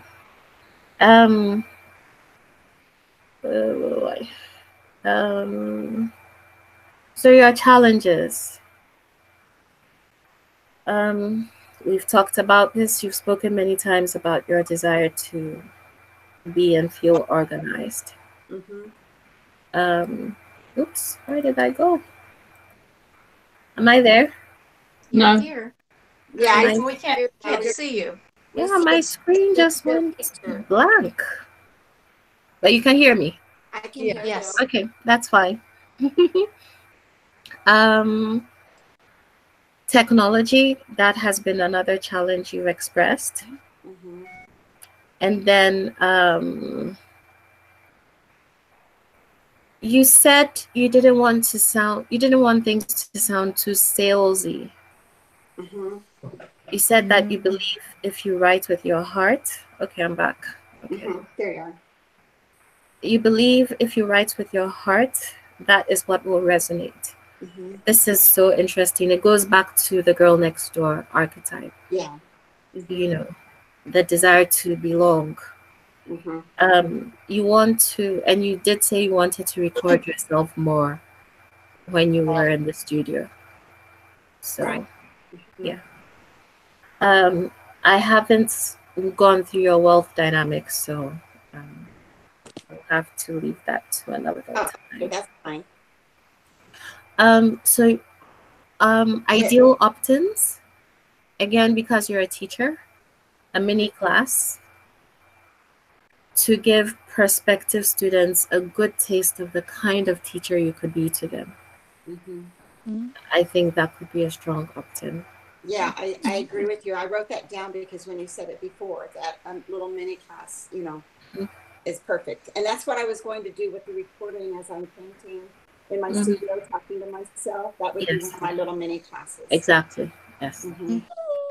And then again, this is just a suggestion, because we do want to have the main opt-in and then many sub opt-ins that we're scattering all over the place. So you know, a small lesson on composition or color mixing or materials, or, you know, just little bits and pieces that your ideal students would find valuable. Right. 15, subjects you could use to engage with your audience. I haven't written anything because I wasn't that far Yeah, ahead. well, I mean, I think I'm not a blogger person, though. I know a lot of people that are and do it very successfully. So that's something that I need to think about and look into. And social media, I mean, I'm on social media every day, but I look at it more than I post. So I really need to quit looking so much and posting more. But I would like to do a scheduled post, and I don't know if that's with a blog or just going on Instagram, or but I know that the successful ones are posting every day, and they say 4 times a day. I don't think I can do that, but you don't need to do it that much. yeah, but Yeah. I do need to post every day, and I don't do that. I'm very inconsistent and very erratic with it. I think the little.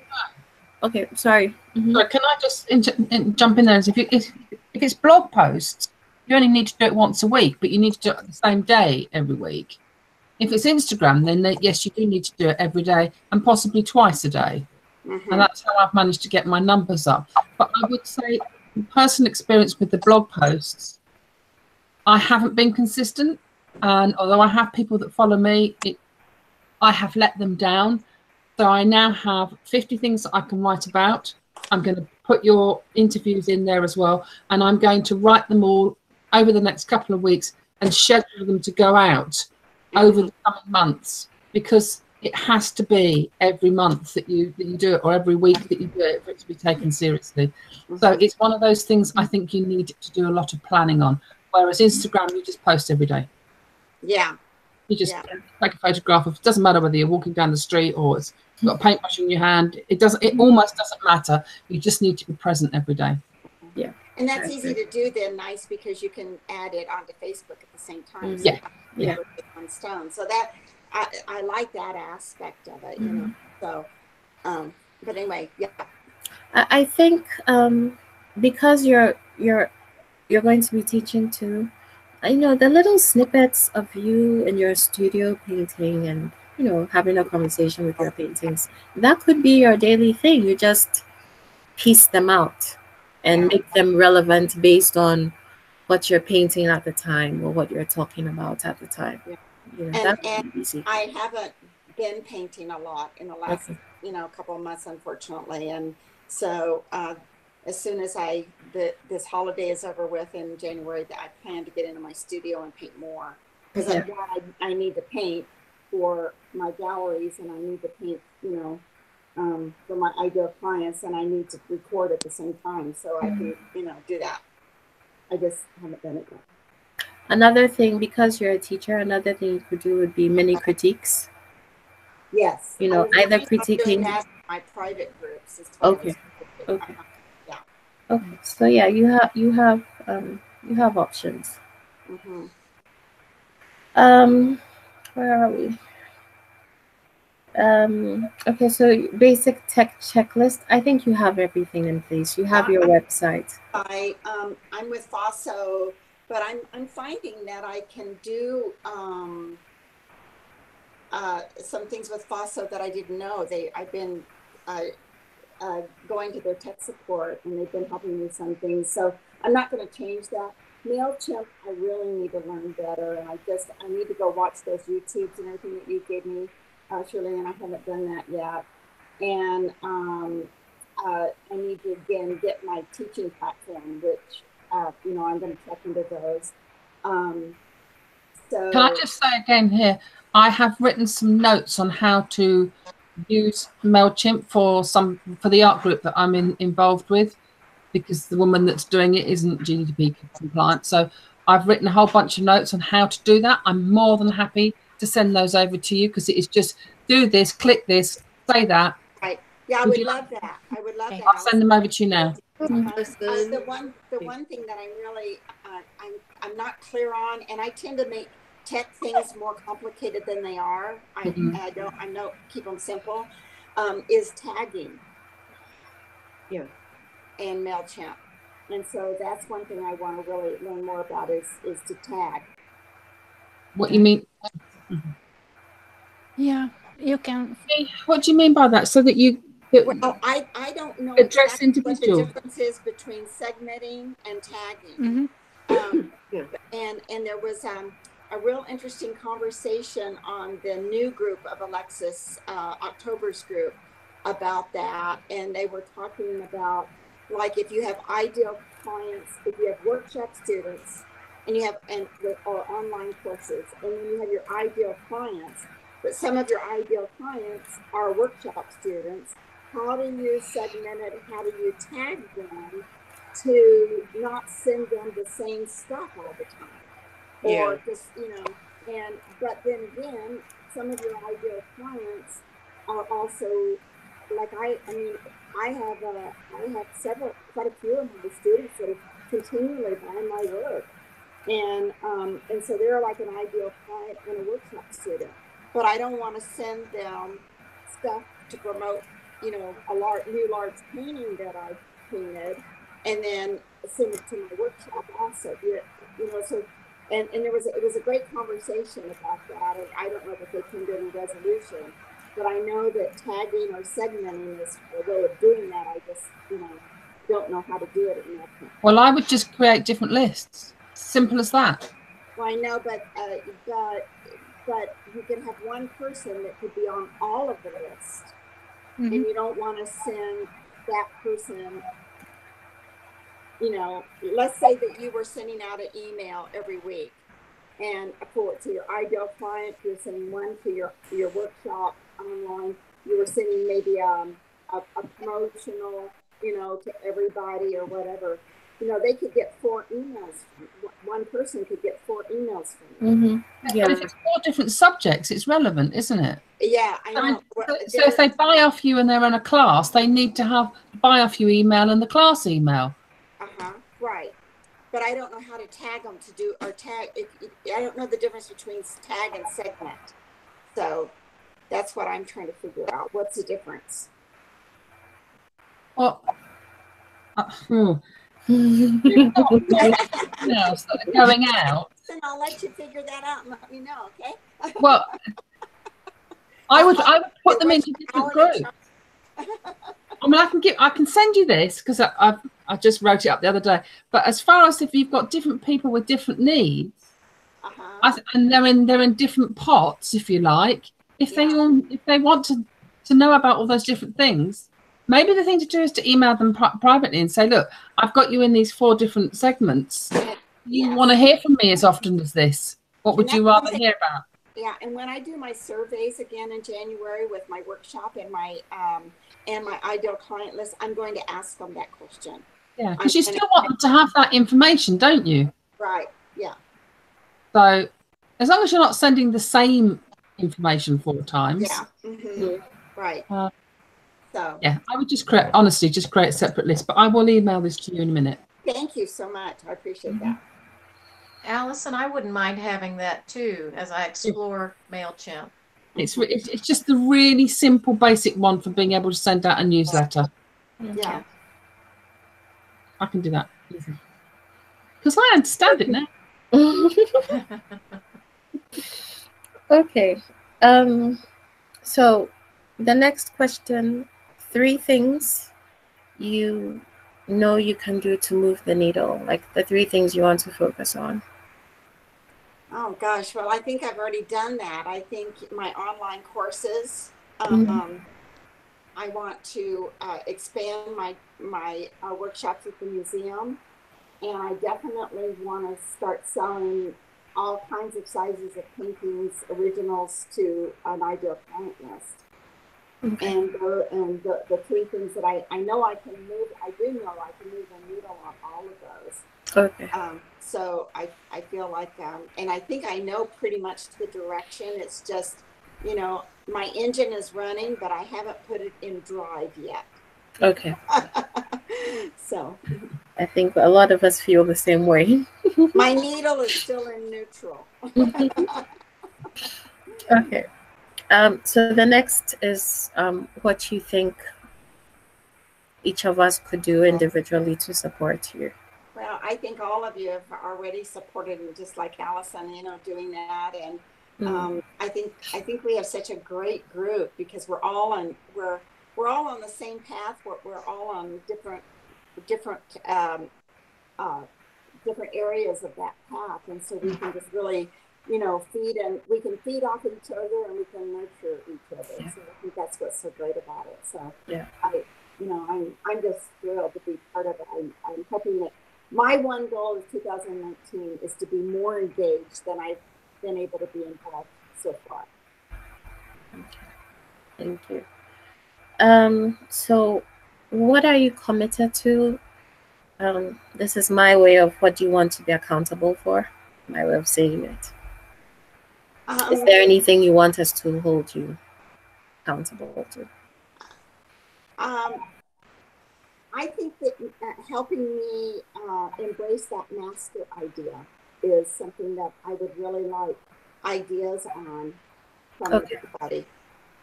Because that one's a hard one for me. Okay. Yeah.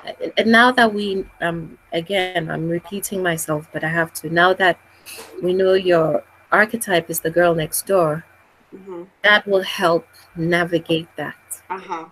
So we'll figure it out. Yeah. We'll figure it out. What have you learned this year? What have I learned this year? Oh gosh, so much stuff. It's called overload, overwhelm. I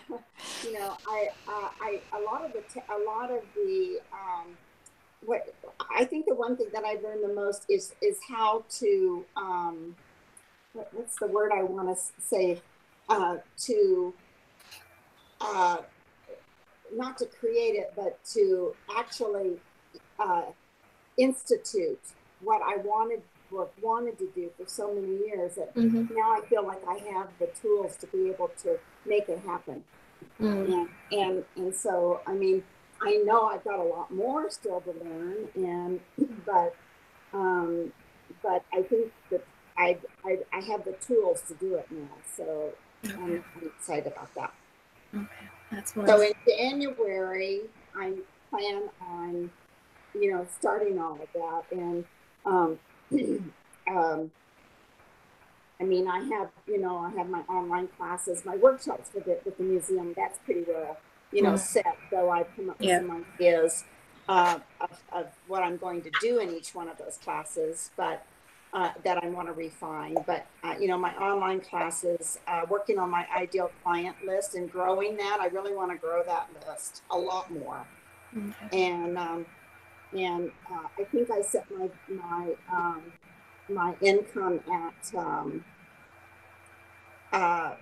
during the profit canvas. I think I set it at 80,000 for the year, but I didn't really break that down into which ones that we're going to bring what in, and I want to work on that. Okay. Okay. And refine that. Okay. Wonderful. The second to last question, which is similar, but what would, let's say next year by this time we're meeting again to wrap up the year, what would make you feel like you had accomplished what you set out? That everything I just said in the last 10, 15 minutes, I've done. Okay. I mean, that would just be, I think if I even got half of it done, I would feel a lot of accomplishment in that point. All right. And I don't want to be in the Louvre, but my goal is, and it'll probably be when I'm dead and gone, is to be a women featured artist exhibit in the Nevada Museum of Art. Okay. All right. That's my goal. Okay. Perfect. And that's clear. I don't have any more years to accomplish that because I'm the oldest one of all of you guys. Well, my time is limited. So you guys can have the Louvre. I'll let you guys. Oh, okay. Well, thank you. It's our call has taken longer than usual, but we've done it. So But Shirley Ann, you haven't done it. yeah, I know. I know. Yeah. We'll figure that out. We don't have time. Okay. Yeah, but well, I read yours, Shirley Ann, and the whole time I read it, I was thinking, I did. and she wrote this about herself. Yeah. You know, I didn't know that I would have written any of that, you know, about myself. I'm a dreamer. It's so easy for me to dream. That's like I can write anything or dream anything, and this is what I was going to say to all of you. So my next question was for us to say our final thing for the year, but you've led me to what I want to say. So, as I just said, I'm a dreamer. I can, like, I have no, when it comes to dreaming, there are no limits. And there was a time in my life when I dreamed something, I could do it. You know, when I think about my first business, just last week, someone contacted me about coming to Ghana to do a presentation, you know, saying that I was part of the history of fashion in Ghana. You know, I there was a time when I set out to do something, I could do it. And in the past, ever since I got married, I feel like I've lost those powers, you know. So this gathering has been incredibly I'm believing in myself again. Oh, that's good. Yay. Wonderful. You know, Shirley, and I think I told this story before. I have to find some new stories. You've heard all my stories. But Kevin McPherson is an artist, and he wrote this book, and it's basically the fundamentals of plein air painting landscape, and it's you do it like a poster. You take the dark value, and you cut out the shape of the dark value of a tree, and you take the shape and you cut it out the light side of a tree, and you post it, and you paste it down on the construction paper, and you have a tree, you know. And so a few years ago, he lost his way, and he and his wife one day walked into his studio and put the book down in front of him and says, "Read this book. You need to read this book." And it was his own book. And he said it just brought him back to the beginnings, and with the emotion that he felt, and how when he wrote that book and used it to teach from. So I say that to you, you know, go back to whatever that point was and what you were doing. Go back to that and do it again. Thank you. So yes, I want to say thank you to all of you. I think there was a time when I even doubted the fact that I could show up twice a week and be consistent. You know all these things that go on in your head. I mean, and it feels like an accomplishment. Oh, it is. Well, I think, and I give you a lot of kudos. It's you know, great. You show great discipline and great leadership. Thank you. Thank you. So that's what I wanted to end with. And of course, all of you have something to end with, but I just wanted to say thank you. Well, you're a powerful catalyst, you know. Despite what we went through on our own and our own personal experiences of Alexis's course, you're deciding to offer us the opportunity. You are a pretty powerful catalyst. And I wanted to grab a hold of this, even though I still wasn't sure I wanted to do it. But it's been such a wonderful thing to reflect off everyone here. I think we have a very interesting combination of energies. You know, no mistakes that this is who this all came down to us, this small group. I don't think we need a crowd. No, not at all. No, I agree. In fact, if you get too many going on, you get, you know, we wouldn't have the time to go through individually like we've done. Thank you, Marianne. One of the last questions you asked was, what have you learnt this year? And listening to Dee, I'm reminded of probably the most important thing that I've learnt this year. And so I've written it down. It says, I have learnt that I can be extremely generous with my knowledge and with my art, because there are plenty of customers. Yeah, I can share everything because we've all got our own markets. We've all got our own customers, our clients.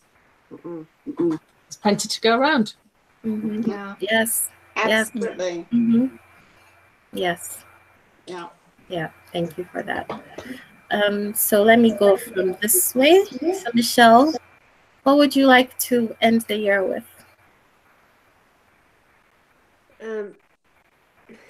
The more arts adventures and success and transformation, but gratitude. I'm very grateful for this group too, and you've all contributed in your own unique way, in your own unique whatever comes behind that. You know, it's been great. I thought when we first started that this was too big a group, you know.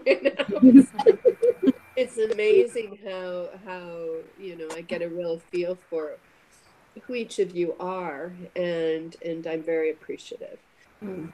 Thank you. Thank you. Marianne. Well, pretty much just same thing I said to you. I just appreciate so much that you instigated this, because I wouldn't have. And I really appreciate the most recent edition of the archetype information, because surprise, surprise, how that has subtly shifted how I feel about things. And the thought that I may need to look at something very differently and proceed, you know, differently than I had thought. And I love everybody's reflecting back. It's so precious to have that. When we work alone most of the time, as you understand, that is so valuable. Yes.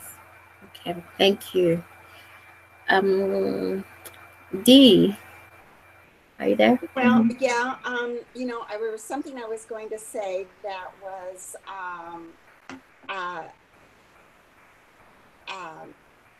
that Mario Marja Angelo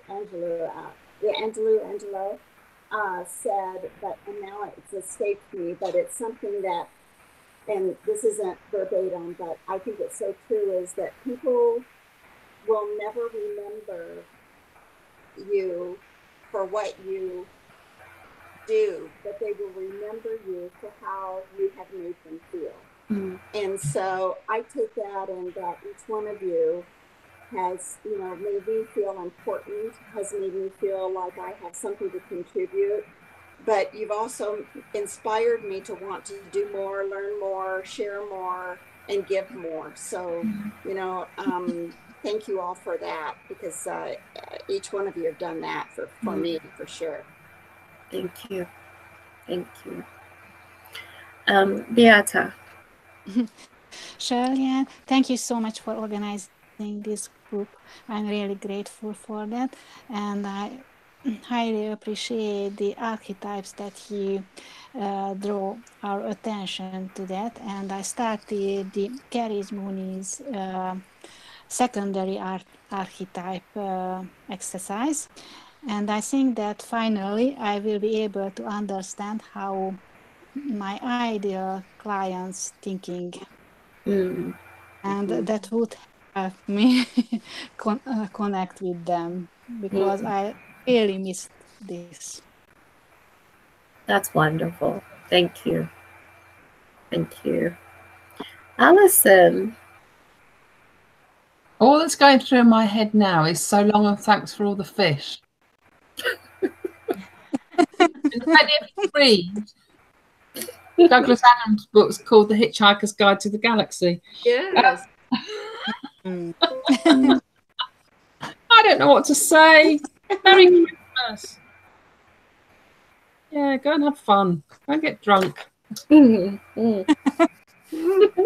okay.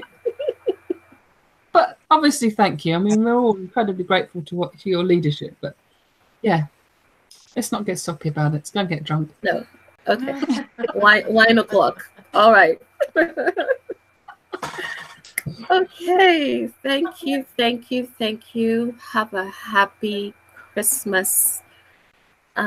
We've all worked so hard. I was telling my husband I haven't lived in my head as much in my life as I have this year. You know, just trying to figure things out. So I think we all deserve a holiday. Yeah. Thank you, Shirley Ann. Thank you, everyone. Merry Christmas. Thank you. Merry Christmas and have a happy New Year. Happy, You too. So are we taking a break or are we going to be okay? Yeah, we decided that we would take a break till after the 1st. Okay, I apologize. I had to leave to walk my dog. No, don't worry. I'll post. I think we agreed that we would meet the Friday after the 1st. Okay. 2 weeks. Yes. Yeah. Well, So I'll post that in the group. Yeah. Thank you. All right. Okay. Bye, everyone. I think the group has got problems. Bye. Love you guys. Take care, everybody. Bye. Bye. Bye-bye.